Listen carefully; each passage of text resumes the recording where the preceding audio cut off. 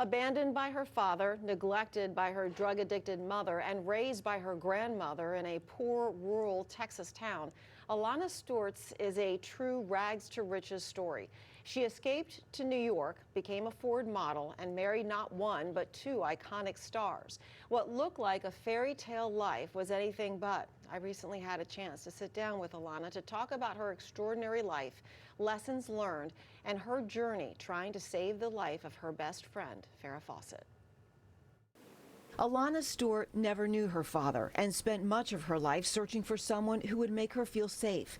She married actor George Hamilton in 1972 and singer Rod Stewart in 1979. Both marriages ended in divorce.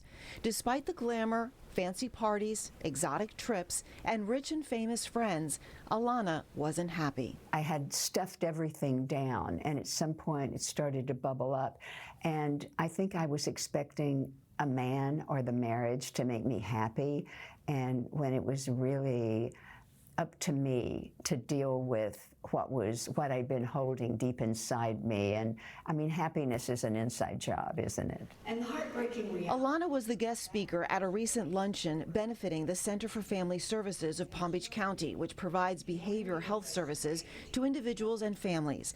Despite her glamorous lifestyle, she spoke about her struggles with bulimia, depression, and self-worth, the devastating effects of drug addiction in her family, and the tragic death of her best friend, Farrah Fawcett. She shared the valuable lessons she learned from her challenges and heartaches. There's no one or no thing or no house or car or person that's going to make us happy. You know, we have to find that inside ourselves on our own. In 2006, Alana's best friend, actress Farrah Fawcett, was diagnosed with anal cancer, and she was by her friend's side every painful step of Farrah's treatment.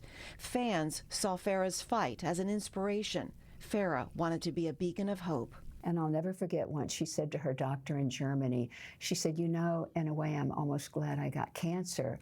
And the doctor said, why would you say that? And she said, because now I know I can make a difference. It's the reason Farrah founded the Farrah Fawcett Foundation a year after her diagnosis. She wanted to help further cutting-edge research and was particularly interested in alternative practices.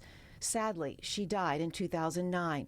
Alana wrote a book about her journey with Farrah and now runs the foundation. I know that your journey with Farrah started with trying to save her, but you say she ended up saving you. Explain that.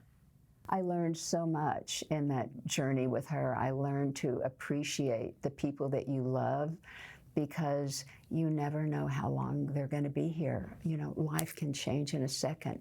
It did with Farrah. And so I learned to really appreciate the people that I love, you know, my kids, my friends, and really value them and try to be grateful every day. The foundation also has programs to help spread the word about early prevention. Alana believes had Farrah paid attention to her body and the symptoms she was having, she might be with us today.